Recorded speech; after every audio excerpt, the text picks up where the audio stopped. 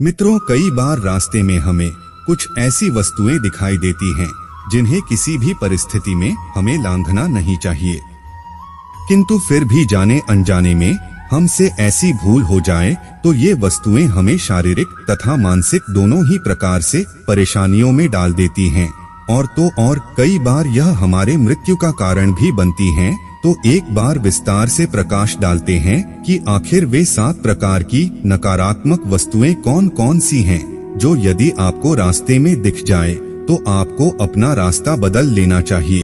मित्रों, कभी कभी हमें रास्ते में किसी के स्नान करने के बाद फैला हुआ पानी दिखाई देता है। वैसे कहने को तो सिर्फ गंदा पानी है और उससे ज्यादा कुछ नहीं, आप चाहे तो इसे लांघ कर भी जा सकते हैं, लेकिन विष्णु पुराण के अनुसार यह मात्र गंदा पानी नहीं अपितु इससे भी कहीं अधिक बढ़कर है।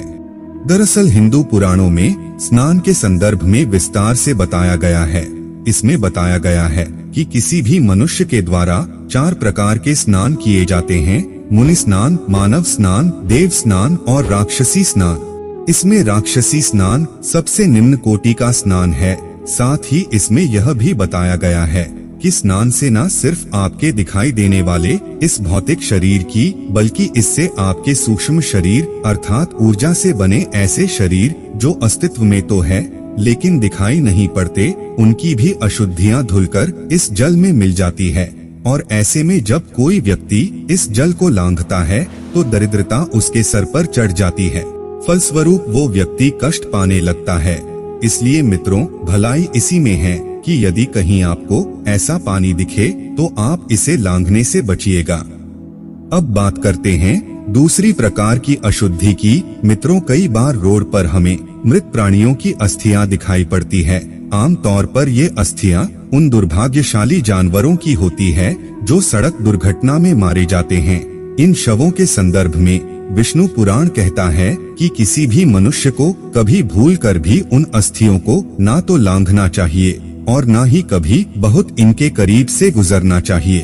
और यदि ऐसी भूल हो जाए तो तुरंत ही स्नान कर लेना चाहिए। और इसका कारण आपको पता ही है, क्योंकि हिंदू शास्त्रों में बताया गया है कि शव अथवा शव के अवशेष जैसे अस्थियां इत्यादि के आसपास नकारात्मक शक्तियों का वास होता है, फिर चाहे वह शव किसी जानवर का ही क्यों ना हो। अतः ऐसे में यदि कोई मनुष्य इनके संपर्क में आता है तो इससे उसकी पवित्रता तो नष्ट हो ही जाती है, साथ ही उसे विभिन्न प्रकार की परेशानियों से जूझना पड़ सकता है। तो मित्रों, जितना हो सके आप इस सब झंझट से बचकर रहिएगा। अब बात करते हैं तीसरी अशुभ वस्तु की, जो कुछ और नहीं बल्कि बाल है। मित्रों, कहने को तो बाल बड़ी साधारण सी चीज है, लेकिन हिंदू धर्म में बालों को बड़ा ही अशुभ माना जाता है। बालों के संदर्भ में एक बार महाज्ञानी भीष्म ने अर्जुन से कहा था, यदि कभी भोजन में बाल आ जाए तो भूल कर भी उस भोजन को ग्रहण न करना, क्योंकि फिर उस भोजन पर पिशाचों का अधिकार हो जाता है। इस प्रकार से बालों के संदर्भ में यह माना जाता है कि यह किसी भी मनुष्य के सिर पर भार के समान है।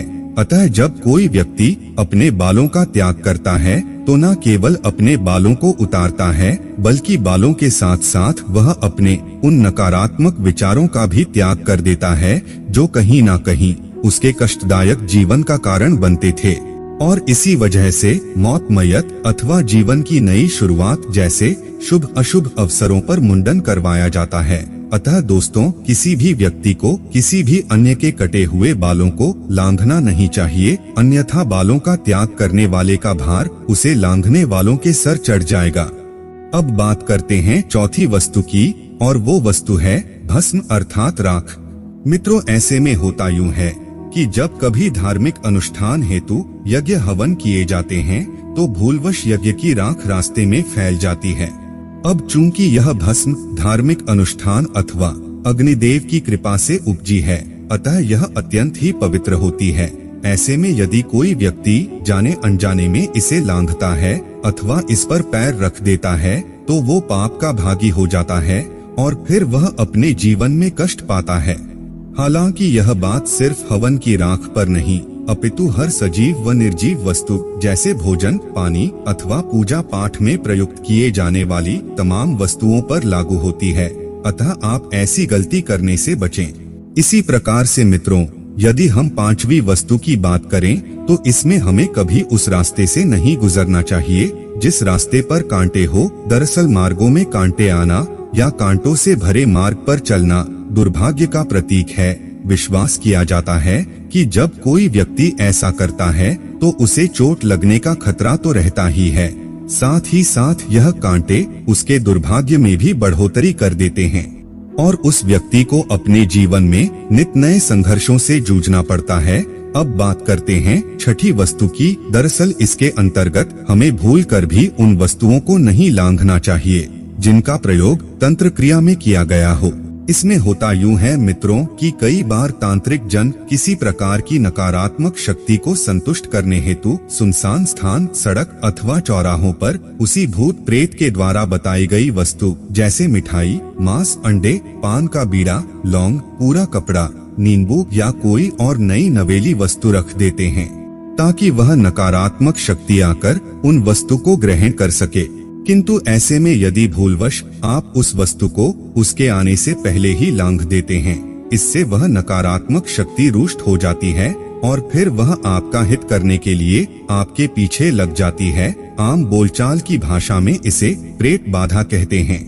अतः मित्रों, यदि आपको रास्ते में कोई ऐसी वस्तु दिखाई पड़े तो बेहतर होगा कि आप इसे लांघने के बजाय इससे बचकर निकलिएगा।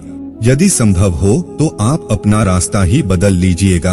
अब बात करते हैं अंतिम और सातवीं वस्तु की।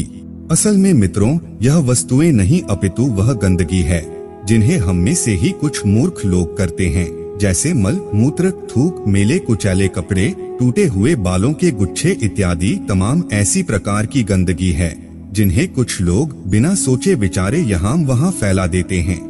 ऐसे में दोस्तों, वायुमंडल में उपस्थित कई प्रकार की नकारात्मक शक्तियां इस प्रकार की गंदगी की ओर आकर्षित होती है और जो व्यक्ति अपने पैरों से इन्हें लांघ देता है या कुचल देता है, परिणाम स्वरूप वह व्यक्ति पेट अथवा सिर के दर्द से पीड़ित हो जाता है। तो मित्रों, ये थीं ऐसे 7 प्रकार की वस्तुएं जिन्हें आपको किसी भी दशा में लांघना नहीं चाहिए, अन्यथा यह चीजें आपकी पवित्रता और शांति को नष्ट करेंगी ही करेंगी, बल्कि कभी कभी यह आपकी मृत्यु का कारण भी बन सकती है।